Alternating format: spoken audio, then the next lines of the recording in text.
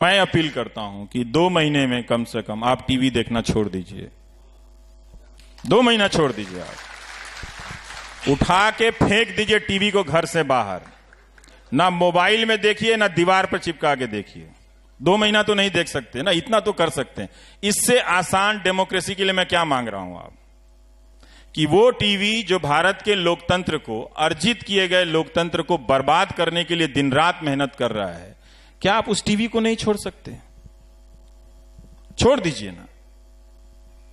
इसका अब कुछ भी नहीं हो सकता है। यह हिंदुस्तान के सबसे ताकतवर नेता की जूती बनकर रह गया है। आप इसे क्यों सर पे उठा रहे हैं? आप नागरिक हैं, मत उठाइए। मैं ये बात किसी अतिरेक में नहीं कह रहा आपसे। आप खुद भी चैनलों को देखिए कि कैसे वो एंकर चिल्ला रहा था कि तेंदुलकर बोल क्यों नहीं रहा है। अरे भाई, तुमसे बोला नहीं जाता, सरकार से सवाल नहीं पूछा जाता, तुम तेंदुलकर से पूछ रहे हो। तुम पूछ लो ना सरकार से कि पुलवामा पे हमला हुआ, आप रैली संबोधित कर रहे थे, अपनी सरकार की योजनाएं गिना रहे थे आप।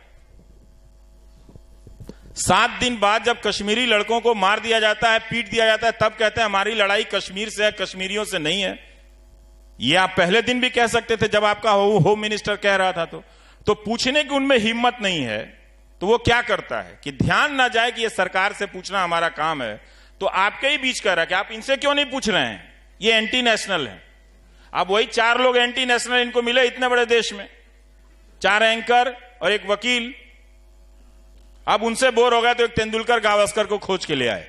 जिस गावस्कर और तेंदुलकर ने अपने क्रिकेट के जरिए हमको अपने इंडियननेस में, हिंदुस्तानियत पे गर्व करना सिखाया, अपने हुनर को साधना सिखाया कि हम भी जीत सकते हैं, वेस्ट इंडीज की टीम को हटा सकते हैं, उस गावस्कर से भी आप पूछ सकते हैं। यही आपके सामने हुआ, यही इस मीडिया ने किया।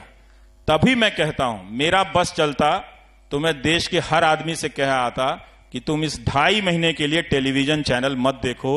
इसने तुम्हारे मुल्क की बर्बादी का ठेका लिया हुआ है।